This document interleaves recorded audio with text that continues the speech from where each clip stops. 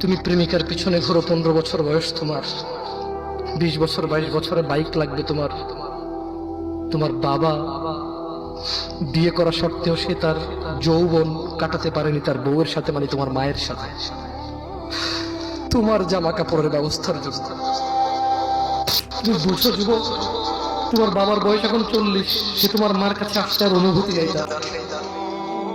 তার শক্তি কমে গেছে।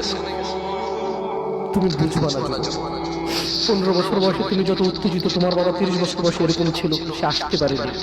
তুমি পড়বা বলো, তোমার স্কুলের ফি লাগবে বলো, that much he loves you.